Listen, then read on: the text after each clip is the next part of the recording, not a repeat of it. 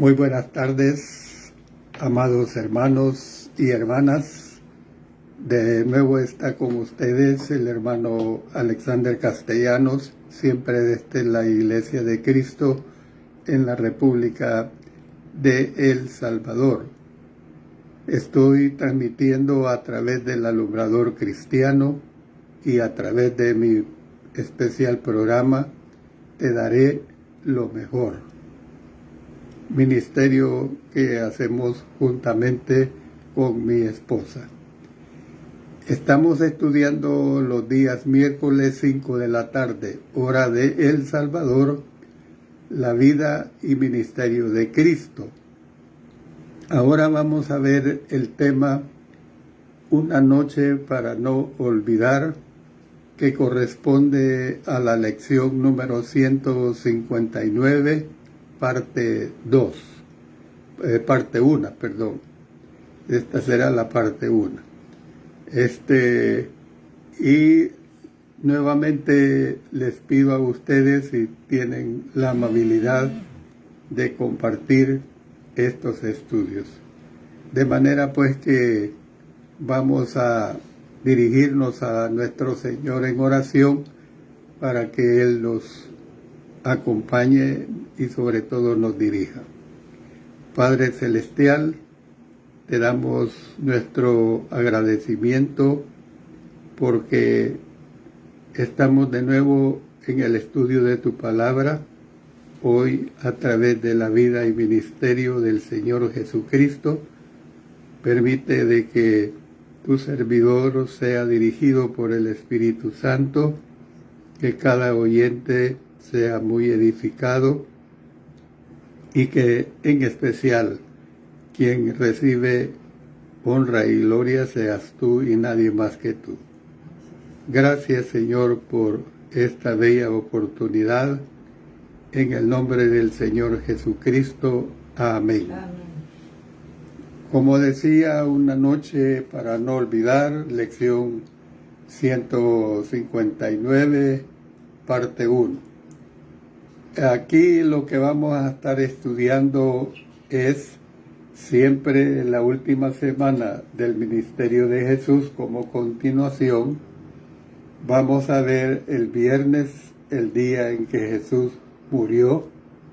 Como continuación, la última cena también como continuación.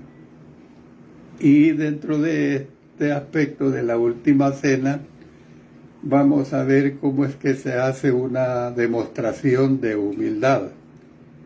Luego se anuncia la traición y la negación. Luego se instituye la cena del Señor. Se incluye 1 Corintios 11, 23 al 26 aquí, porque constituye el relato más completo de la institución de la Cena del Señor por parte de Jesús.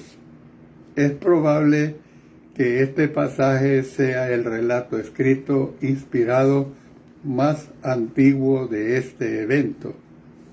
Es parte de una epístola que se escribió durante los años 50 del siglo I, mientras que los evangelios sinópticos se escribieron probablemente durante los años 60.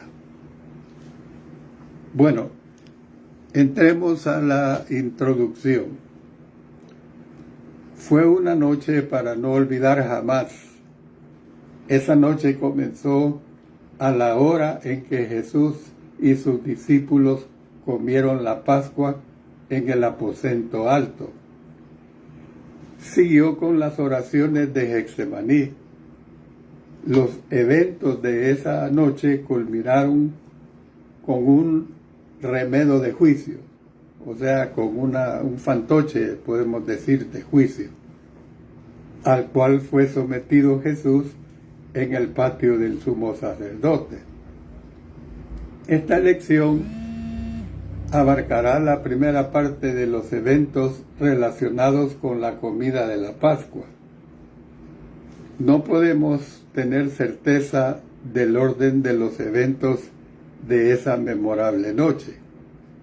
Vamos a comparar los evangelios y usted notará que difieren mucho en la secuencia de los eventos, como se ha hecho notar a menudo.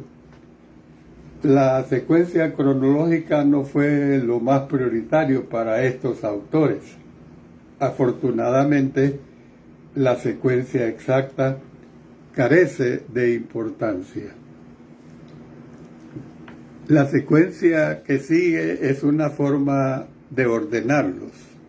Notaremos algunas de las posibles variaciones en las notas que vamos a ir describiendo según desarrollemos el estudio. Primeramente veamos, después de esta corta introducción, una acción sorprendente que se ve en el Evangelio de Juan 13, versículos 2 al 20. La lección anterior concluyó con el momento cuando los apóstoles disputaron sobre quién de ellos sería el mayor. Recordemos Lucas 22, 24. Hubo también entre ellos una disputa sobre quién de ellos sería el mayor. Esa disputa puede haber provocado la ocurrencia de un singular evento durante la comida, porque miren lo que dice el Evangelio de Juan 3 al 5. Sabiendo Jesús que el Padre le había dado todas las cosas en las manos y que había salido de Dios y a Dios iba, se levantó de la cena y se quitó su manto y tomando una toalla se la ciñó.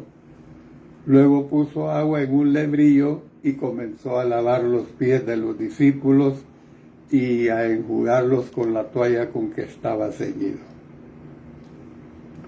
En aquellos tiempos era un gesto elemental, cortesía, un gesto de elemental cortesía, lavar los pies de un invitado cuando éste entraba en la casa. Este acto hospitalario aliviaba los pies del visitante, pero también tenía su aspecto práctico. La gente usaba sandalias y andaba sobre caminos muy sucios. Cuando se reclinaban para comer, los pies de un invitado no quedaban lejos del rostro del que estaba a su lado. Es probable que los apóstoles se hubieran bañado para prepararse para la comida de la Pascua, porque Juan 13:10 dice, Jesús le dijo, el que está lavado no necesita sino lavarse los pies, pues está todo limpio, y vosotros limpios estáis, aunque no todos. Sin embargo, para la hora en que ellos entraron por la puerta del aposento alto, sus pies habrían estado sucios a causa del polvoriento camino por el que habían andado. Todo lo que se necesitaba para el lavamiento de los pies estaba disponible, porque Juan 13, versos 4 y 5 dice, se levantó de la cena y se quitó su manto, y tomando una toalla se la ciñó. Luego puso agua en un lebrillo y comenzó a lavar los pies de los discípulos y a enjugarlos con la toalla con que estaba ceñido. Sin embargo, al estar aquellos hombres preocupados por ser cada uno de ellos el mayor, no estuvieron dispuestos a lavar los sucios pies de sus iguales discípulos. Después de todo, esa era una tarea que por lo general la hacían los siervos. Jesús les había informado anteriormente que la grandeza en su reino no se basaba en la posición, sino en el servicio. Les había dicho, yo estoy entre vosotros como el que sirve. Lucas 22, 27. En esta ocasión ilustró qué significaba servir mediante la realización del trabajo de baja categoría de un siervo. Les lavó los pies.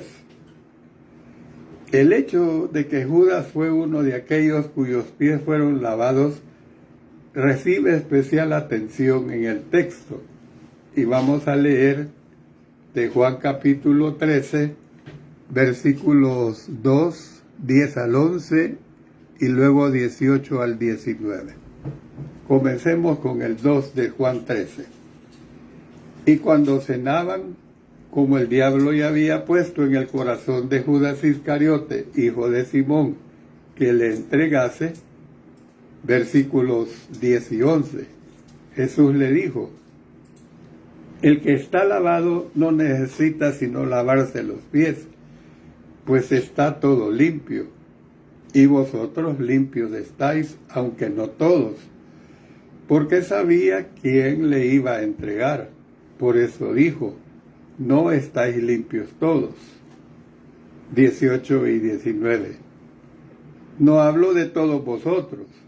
Yo sé a quienes he elegido, mas para que se cumpla la escritura, el que come pan conmigo levantó contra mí su calcañar. Desde ahora os lo digo antes de que suceda, para que cuando suceda creáis que yo soy. De este modo el Señor demostró en qué consiste el mandamiento precisamente cuando está hablando aquí, demostró en qué consiste el mandamiento de amar a nuestros enemigos y hacerle bien, por supuesto. En el momento en que Jesús lavaba los pies de Judas, los discípulos que no sospechaban de éste no habrían visto esta lección. Pero claro, nosotros que lo tenemos ya todo completado, sí podemos verla. En Mateo 5, versos 44 y 45 dice: pero yo os digo, amad a vuestros enemigos, bendecid a los que os maldicen, haced bien a los que os aborrecen, y orad por los que os ultrajan y os persiguen, para que seáis hijos de vuestro Padre que está en los cielos, que hace salir su sol sobre malos y buenos, y que hace llover sobre justos e injustos. También vea lo que nos dice Romanos 12:20. Así que, si tu enemigo tuviere hambre, dale de comer. Si tuviere sed, dale de beber. Pues haciendo esto, ascuas de fuego amontonarás sobre su cabeza. Después que Cristo terminó de lavar los pies de los discípulos, les desafió a seguir su ejemplo. Noten lo que dice Juan 13, 14 al 17. Pues si yo, el Señor y el Maestro, he lavado vuestros pies, vosotros también debéis lavaros los pies los unos a los otros, porque ejemplo os he dado, para que como yo os he hecho, vosotros también tengáis. De cierto os digo, el siervo no es mayor que su Señor, ni el enviado es mayor el que le envió. Si sabéis estas cosas, bienaventurados seréis si las hiciereis. ¿Significa esto que él estaba estableciendo el lavamiento de pies como un ritual que debe llevarse a cabo como parte de nuestra adoración? La respuesta es rotundamente no. Jesús no instituyó el lavamiento de pies. Este acto ya era costumbre común de la tierra y la usó simplemente como la forma más apropiada de demostrar el espíritu correcto del servicio humilde. El lavamiento de pies como acto de cortesía o de hospitalidad, jamás fue una costumbre entre la gente occidental, y adoptarlo por causa de estas palabras de Cristo equivale a no haber entendido un ápice de él. No hay prueba de que alguna de las iglesias del Nuevo Testamento practicara alguna vez tal acto, o sea, el lavamiento de pies, como una ordenanza. Este autor informó de que la mención más antigua que de tal práctica se hace en la historia de la Iglesia se encuentra en los decretos de un concilio de obispos reunidos en Elvira, España, cerca del año 306 después de Cristo, en el cual se censuró. Todo esto está sacado de la armonía de los evangelios laicos. También se dieron 3 razones para concluir que el lavamiento de pies jamás tuvo como propósito ser una ordenanza de la Iglesia. ¿Ve? Esto está bien documentado. Jesús no estaba instituyendo aquí una ordenanza como la de la Cena del Señor, sino que estaba dando una lección ejemplar de la verdadera humildad de espíritu. A Cristo no le preocupaba primordialmente la suciedad de los pies de los apóstoles. Le revelaba más la ambición egoísta de sus corazones. Se ha insinuado que este suceso puede haber sido el último esfuerzo de Jesús por llegarle a Judas. El Señor pudo lavar los pies de Judas, pero tristemente el corazón de éste siguió siendo impuro. Dice el versículo 27 del Evangelio de Juan capítulo 13. Y después del bocado, Satanás entró en él. Entonces Jesús le dijo, lo que vas a hacer, hazlo más pronto. Bueno, entremos a ver otra parte importante de este estudio, y es acerca de anuncios sorprendentes. Y dentro de estos anuncios sorprendentes, veamos anuncios relacionados con Judas.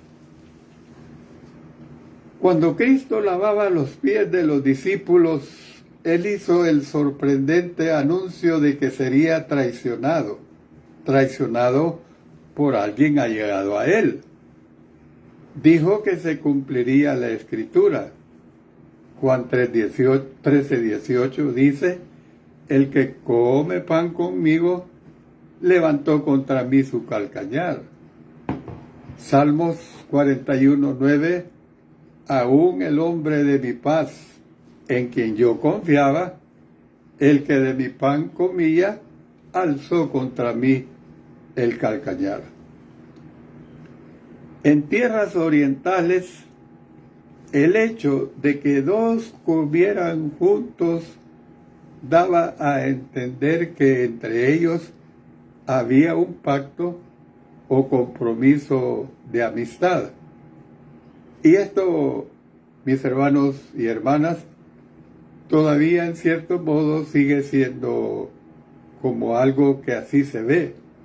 El invitar a una persona a comer es porque o hay un compromiso o hay una buena amistad.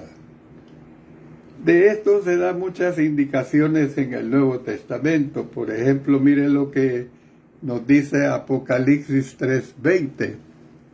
He aquí yo estoy a la puerta y llamo. Si alguno oye mi voz y abre la puerta, entraré a él y cenaré con él y él conmigo.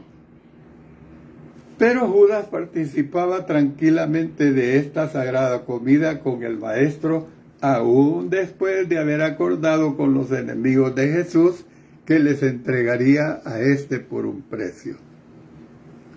Cristo dijo que Él les estaba diciendo a los apóstoles acerca de la traición, verso 19 de Juan 13, antes que sucediera, para que cuando sucediera creyeran que Él es. El hecho de que les dijo con anticipación reconfirmaría que Él era divino. También protegería la fe de ellos al tranquilizarlos con que la traición no lo tomaría por sorpresa ni alteraría sus planes. Cuando Jesús hablaba, dice la Escritura en Juan 13:21, su primera parte, que se conmovió en espíritu. Los discípulos no sabían qué terribles cosas había adelante, pero Cristo estaba muy consciente de ellas. También le preocupaba la falta de madurez de los apóstoles. Además, su corazón había de ser destrozado por la traición de Judas. Jesús les habló con franqueza a los 12 diciéndoles: uno de vosotros me va a entregar. Versículo 21 de Juan 13. Miren lo que dice Mateo 26:21. Y mientras comía, dijo: de cierto os digo que uno de vosotros me va a entregar. Se desconcertaron, porque miren lo que dice el versículo 22 de Juan 13. Entonces los discípulos se miraban unos a otros, dudando de quién hablaba, y comenzaron a discutir entre sí quién de ellos sería el que había de hacer esto. Lucas 22:23. Y entristecidos en gran manera, comenzó cada uno de ellos a decirle: ¿soy yo, Señor? La forma de la pregunta en el idioma griego da a entender una respuesta negativa, por lo que vemos en Mateo 26:22.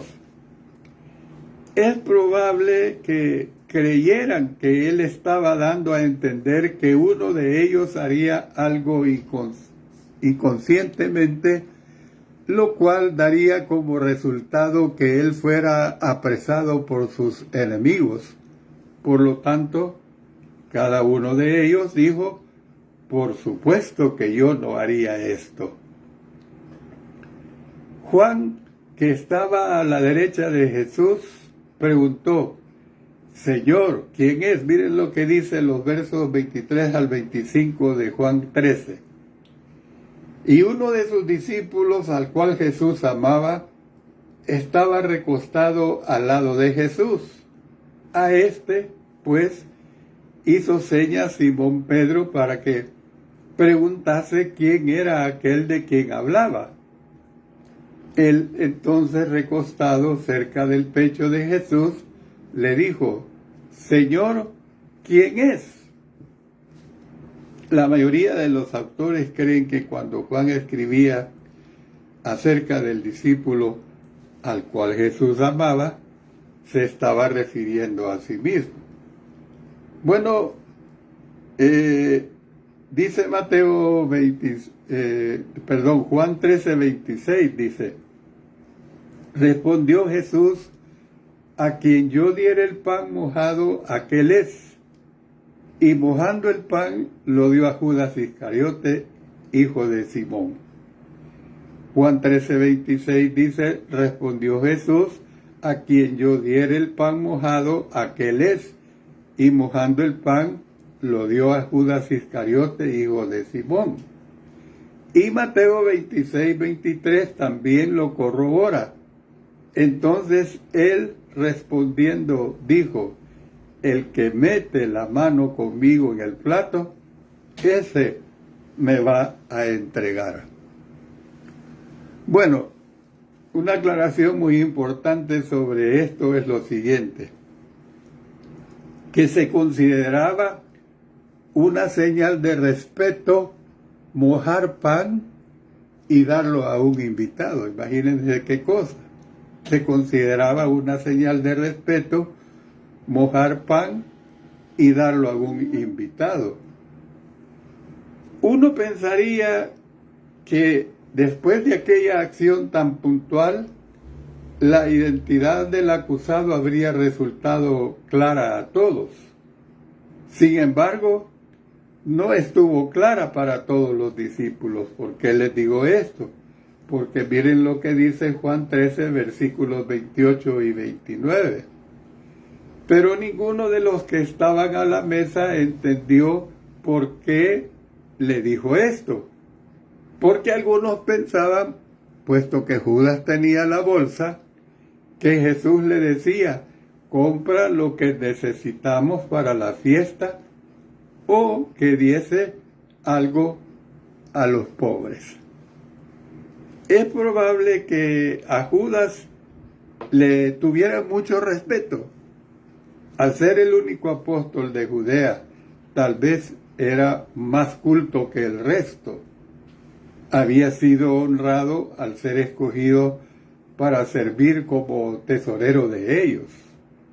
Dice Juan 13, 29, porque algunos pensaban, puesto que Judas tenía la bolsa, que Jesús le decía, compra lo que necesitamos para la fiesta o que diese algo a los pobres. Mire lo que nos dice también Juan 12, 6, pero dijo esto, no porque se cuidara de los pobres, sino porque era ladrón, y teniendo la bolsa, sustraía de lo que se echaba en ella. Tenía la importante responsabilidad de distribuir limosnas en nombre del grupo, ya lo hemos leído en el versículo 29. Es probable que muchos de ellos pensaron que si había algún discípulo que jamás traicionaría al Señor, ese sería Judas. ¿Cómo son las cosas? La mayoría de los apóstoles no entendieron el significado de las palabras y las acciones de Jesús, pero Judas sí lo entendió. Fue hipócrita al unirse al resto de ellos con la pregunta, ¿soy yo maestro? Mateo 26, 25. Y Cristo respondió, tú lo has dicho. La expresión, tú lo has dicho, era una forma categórica de responder afirmativamente. Mire lo que dice Mateo 26, 64. Jesús le dijo, tú lo has dicho, y además os digo, que desde ahora veréis al Hijo del Hombre sentado a la diestra del poder de Dios y viviendo en las nubes del cielo. Hay una expresión parecida. Lo dijiste tú, no yo. Eso es bien común, sobre todo cuando se está en grupos, y que alguien piensa que alguien dijo algo y la persona que es acusada o es confrontada con esto se defiende y dice, lo dijiste tú, no yo. El hecho que se le descubrió su complot debió de haber estremecido a Judas hasta el alma. Sin embargo, si le perturbó, no fue algo que se observara claramente. Así como la exposición al aire endurece el lodo, la exposición de Judas ante Jesús endureció el corazón de él aún más. Porque en el verso 27 de Juan 13 dice, y después del bocado, Satanás entró en él. Se aseveró anteriormente que Satanás entró en Judas, incitándole a ir al concilio, porque miren lo que dice Lucas 22, 3 y 4. Y entró Satanás en Judas por sobrenombre Iscariote, el cual era uno de los 12. Y este fue y habló con los principales sacerdotes y con los jefes de la guardia de cómo se lo entregaría. Así que, así se dice que Satanás entró nuevamente en él. Es posible que Judas se haya conmovido momentáneamente por las palabras y las acciones de Jesús, pero luego sucumbió nuevamente ante el diablo. Cristo le dijo a Judas: lo que vas a hacer, hazlo pronto. Juan 13:27. Jesús no había querido que el traidor se fuera antes porque todavía tenía muchos propósitos que realizar esa noche. Ahora podía dejarlo ir sin ningún problema, sabiendo que había tiempo suficiente para lo que quedaba por hacer. Dice la Escritura que Judas salió y era ya de noche. Aunque esta expresión no tiene otro propósito más que señalar el tiempo del día, casi todos sienten la extraña fuerza de ella. O sea, la sensación de que hay algo fatal en esta conclusión al decir era ya de noche. Juan 13:30 dice: cuando él, pues, hubo tomado el bocado, luego salió y era ya de noche. El Evangelio de Lucas indica que Judas fue puesto al descubierto después de la institución de la Cena del Señor. Dice en Lucas 22, 19 al 23, y tomó el pan y dio gracias, y lo partió y les dio, diciendo: esto es mi cuerpo que por vosotros es dado. Haced esto en memoria de mí. De igual manera, después que hubo cenado, tomó la copa, diciendo: esta copa es el nuevo pacto en mi sangre, que por vosotros se derrama. Mas he aquí, la mano del que me entrega está conmigo en la mesa. A la verdad, el Hijo del Hombre va según lo que está determinado, pero ay de aquel hombre por quien es entregado. Entonces ellos comenzaron a discutir entre sí quién de ellos sería el que había de hacer esto.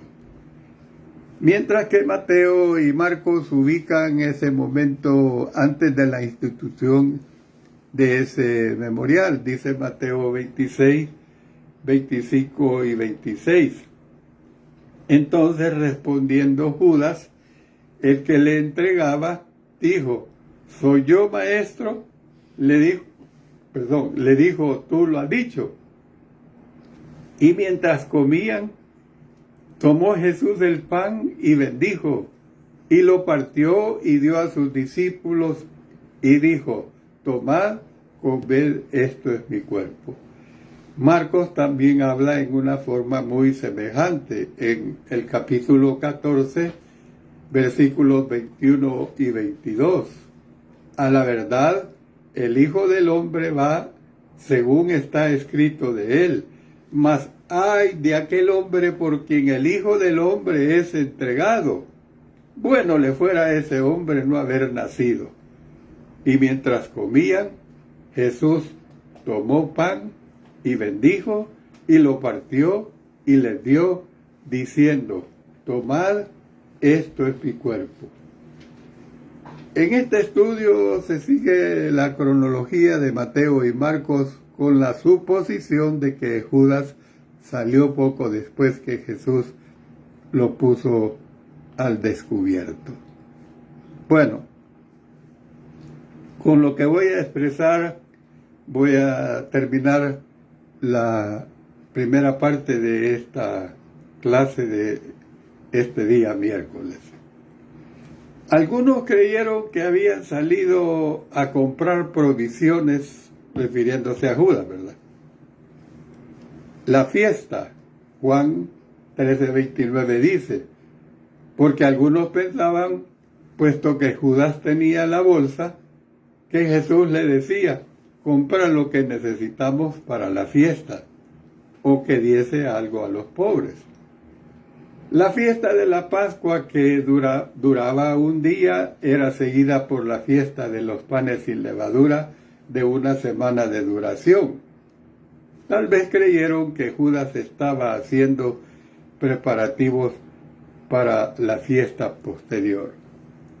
Usted, hermano y hermana, tiene que entender que yo estoy dando la lección, el mensaje, trasladándome a aquella época, imaginando lo que ellos podrían pensar. Usted y yo y todos los que estudiamos las Sagradas Escrituras sabemos la realidad, porque lo sabemos, porque ya ha sido revelada y la tenemos escrita en las Sagradas Escrituras.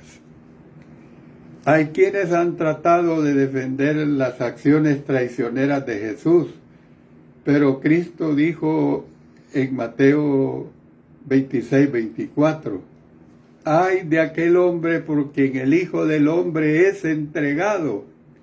Bueno le fuera a ese hombre no haber nacido». Y Marcos 14-21, otra vez, «A la verdad el Hijo del Hombre va, según está escrito de él, mas ay de aquel hombre por quien el Hijo del Hombre es entregado. Bueno le fuera a ese hombre no haber nacido». Las palabras de Jesús le tapan la boca a los apologistas de Judas, o sea, a los defensores de Judas. Cuando el juez habla así de condenación, ¿a quién se le ocurre debatir por la mitigación de esta? Usted tiene que entender que quien hablaba era nada menos que el Señor Jesucristo. Y lo que el Señor Jesucristo sabemos que fue palabra de Dios, fue algo que Él nunca cometió error alguno en los juicios que Él hacía. Hasta aquí llego, respetables hermanos y hermanas. Siempre agradezco el que escuchen palabra del Señor y como siempre les invito para el siguiente miércoles 8 de abril para escuchar la segunda parte de este interesante estudio acerca de esta noche fatal que fue para nuestro Señor. Vamos a agradecer a nuestro Señor despidiéndonos en oración. Padre Celestial, te damos gracias porque nos has permitido el haber estudiado tu palabra, el haber estudiado estos momentos tan duros de nuestro Señor Jesucristo. Sabemos que no fue nada fácil, nada sencillo para Él, pero que todo eso, como lo veremos más adelante, dieron enormes frutos. Gracias, Señor, porque disponemos de tu palabra y tu palabra nos instruye, nos hace tener más fe, nos hace tener más convicción, nos hace que realmente busquemos y caminemos al cielo. Oramos en el poderoso nombre de nuestro Señor Jesucristo. Amén. Amén.